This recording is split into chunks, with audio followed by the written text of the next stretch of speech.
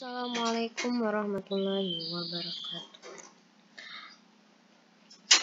Halo teman-teman, berjumpa lagi di channel YouTube Pada Official. Pada kali ini saya akan mengenalkan sebuah aplikasi statistika yang akan berguna buat kalian yang udah mau ngerjain skripsi nih. Nah, jadi aplikasinya yaitu aplikasi SPSS. SPSS adalah sebuah program komputer yang digunakan untuk membuat analisis statistika. SPSS atau yang kepanjangannya yaitu Statistical Package for the Social Science atau paket statistik untuk ilmu sosial. Versi pertama dirilis pada tahun 1968 yang diciptakan oleh Norman Nye, seorang lulusan Fakultas Ilmu Politik dari Stanford University, yang sekarang menjadi profesor peneliti Fakultas Ilmu Politik di Stanford dan Profesor Emeritus Ilmu Politik di University of Chicago. Semula SPSS hanya digunakan untuk ilmu sosial saja, tetapi perkembangan berikutnya digunakan untuk berbagai disiplin ilmu sehingga kepanjangannya berubah menjadi Statistical Product and Service Solution. SPSS digunakan oleh peneliti pasar, peneliti kesehatan, perusahaan survei, pemerintah, peneliti pendidikan, organisasi pemasaran, dan sebagainya. Selain analisis statistika, manajemen data, seleksi kasus, penajaman file, pembuatan data turunan, dan dokumentasi data. Kamus metadata ikut dimasukkan bersama data. Juga merupakan fitur-fitur dari software dasar SPSS. Yang termasuk software dasar SPSS yaitu statistik deskriptif, tabulasi silang, frekuensi, deskripsi, penelusuran, statistik deskripsi rasio. Terus statistik bivariat, rata-rata, t-test, ANOVA, korelasi bivariat, korelasi parsial, korelasi jarak, dan non-parametric test.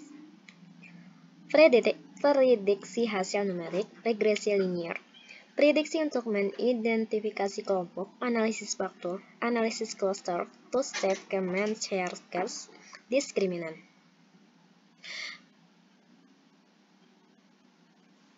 Adapun fitur-fitur dari SPSS yaitu ketika kita membuka SPSS, maka tampilannya akan seperti ini. Itu ada data view, variable view. Nah, adapun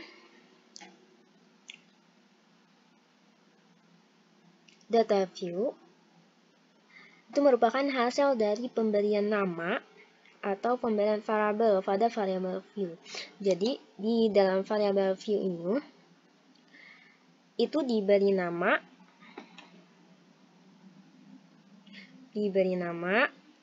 terus nama variabelnya di sini ada type variable, kemudian ada labels, ada decimal,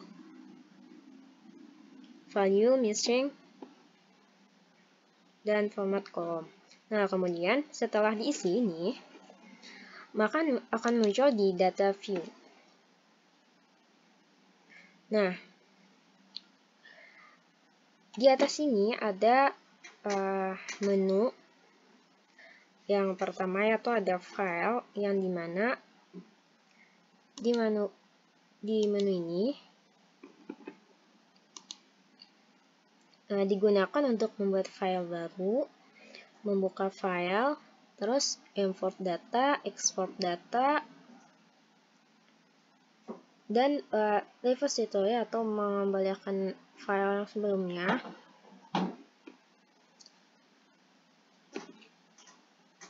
Dan untuk menyimpan data. Nah, terus yang menu kedua yaitu ada edit, digunakan untuk memodifikasi, mengcopy, menghapus, mencari, dan mengganti data atau teks dari output Windows maupun sintak Windows. Jadi di menu edit ini ada untuk menu mengembalikan, terus menyalin, dan mempaste. Ada mencari, replace mengganti, dan mencari data file. Terus ada view. Nah, view ini digunakan untuk merubah tampilan, baik itu font, membuka variabel, mengetahui status bar, toolbars, data editornya. Nah, ini untuk merubah baik itu dari tulisannya nih atau dari variabelnya. Kemudian ada data, digunakan untuk membuat pilihan global dari file data SPSS, seperti mendefinisikan variabel, terus menggabungkan variabel, transpose data, dan mengambil sebagian cache. Ini transfer data dan mengambil sebagian dari cache data.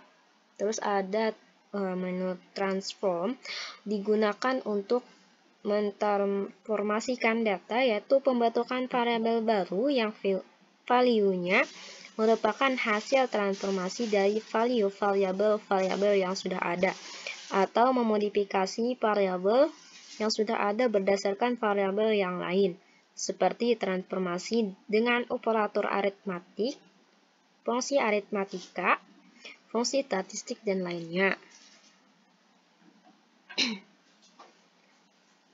Nah, di sini ada banyak menunya. Ada ini membuat waktu, terus ada membuat tanggal dan waktunya. Terus ada menu analyze. Analyze ini digunakan untuk memilih berbagai prosedur pengolahan secara statistik. Ada report, ada descriptive statistik. Ini ada frekuensi, ada descriptive, terus closed-up,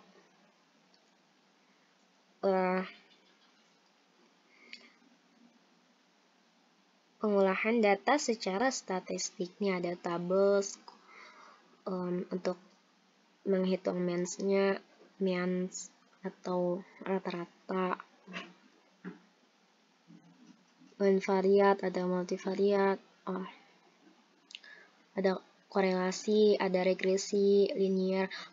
Pokoknya di analis ini digunakan untuk memilih berbagai prosedur pengolahan, baik itu descriptive statistik, korelasi, regresi, non-parametric test. Terus ada digital marketing. Nah, digital marketing itu memasarkan hasil data kepada kolega secara langsung. Nah, jadi data yang kita olah itu bisa dipasarkan di direct marketing ini. Terus ada graph. Graph ini digunakan untuk mengaktualisasikan data berupa bar chart, pie chart, histogram, scatter plots atau diagram Ansari, dan bentuk-bentuk grafik lainnya. Jadi data kita itu bisa dirubah di sini, mau bentuknya chart seperti bar chart, pie chart, histogram, scatter plots, dan bentuk grafik lainnya. Jadi di sini bentuknya. Terus ada utilities, digunakan untuk mengakses data secara dinamik, menampilkan berbagai informasi mengenai isi file data SPSS, atau menampilkan indeks dari perintah-perintah SPSS.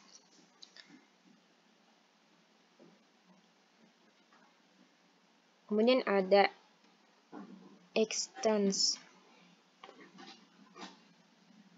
Ada Windows. Windows ini digunakan untuk mengatur, memilih, dan mengatur atribut dari Windows SPSS. Terus ada menu Have, digunakan untuk membuka Windows Standard Microsoft Help yang membuat informasi bantuan bagaimana menggunakan bantuan berbagai fasilitas pada SPSS.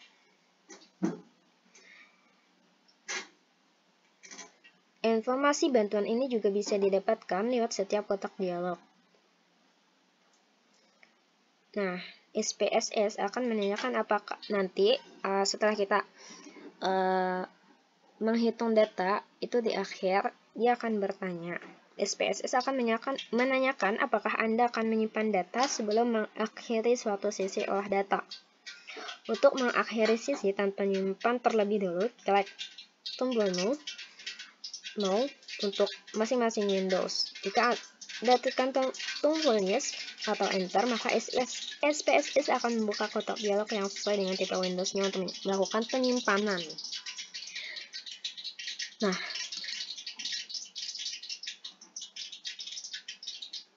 itu dari fitur-fitur SPSS.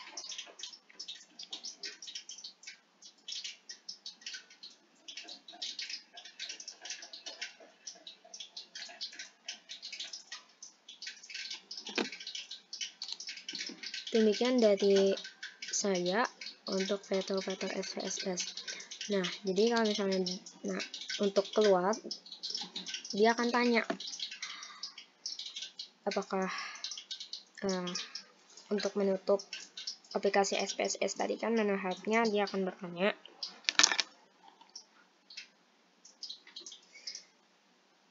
apakah mau keluar dari SPSS. Klik aja yes jika mau keluar. Nah, terus ditanya lagi mau simpan kontennya atau enggak. Nah, kalau kita simpan, maka dia akan muncul di mana tempat kita menyimpannya. Terus klik aja no.